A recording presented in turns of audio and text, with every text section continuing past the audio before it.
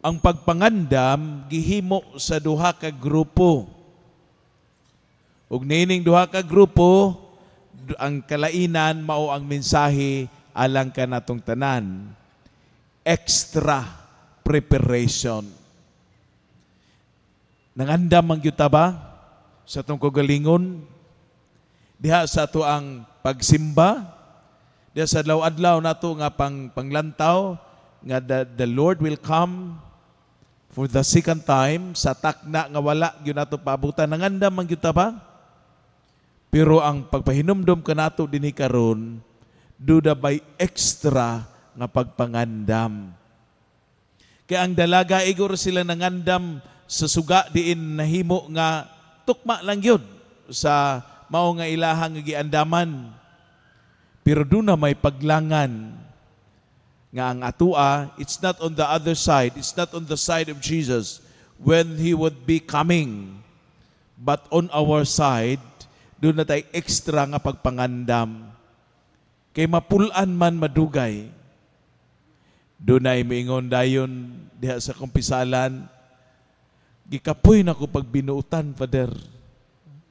Kapuyon din ang magbinuutan. Kapoy na ko, Father.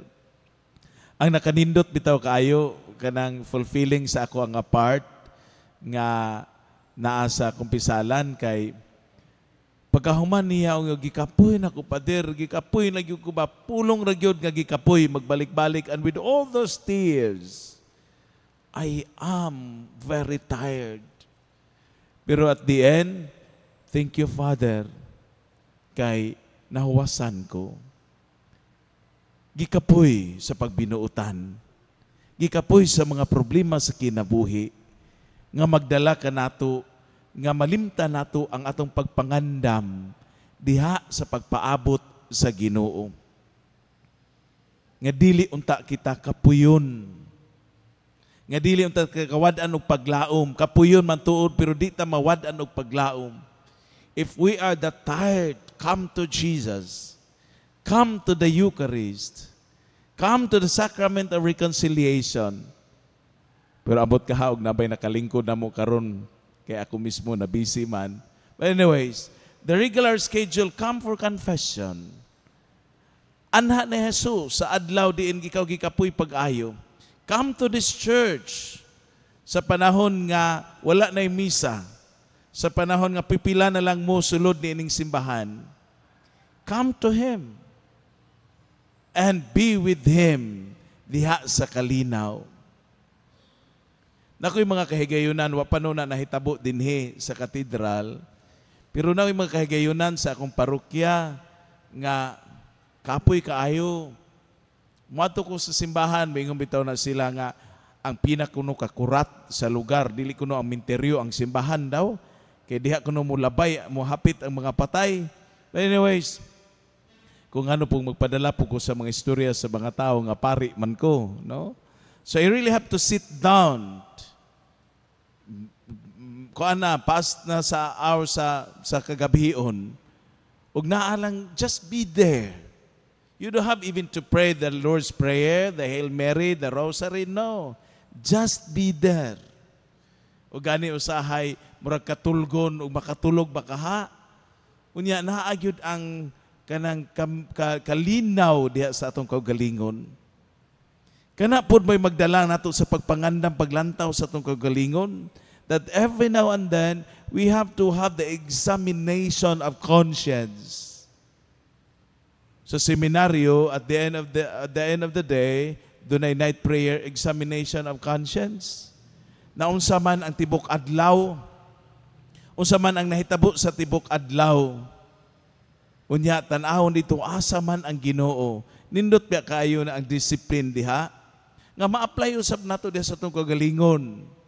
Kaya lagi busy man ta sa panginabuhian, busy man mo sa inyong mga balay, busy man mo sa inyong mga anak, busy diha sa mga negosyo, pero hatagi yung panahon ang kagalingon to be with your God. He is our God, yes, but make it very personal, your God, that we have to spend time with Him. O diha, makaingon kita, dugang nga pagpangandam diha sa tong kagalingon. Wa man gud ta masahid kuno sa amubalik ang Ginoo. Apan klaro nato nga ang kabahin sa atong kinabuhi maong kamatayon mo na nga extra nga pagpangandam.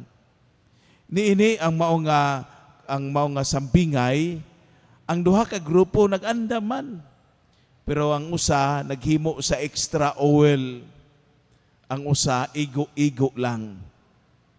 Busa diha sa to ang pagpamauli o diha sa pagpadayon ng santos nga misa.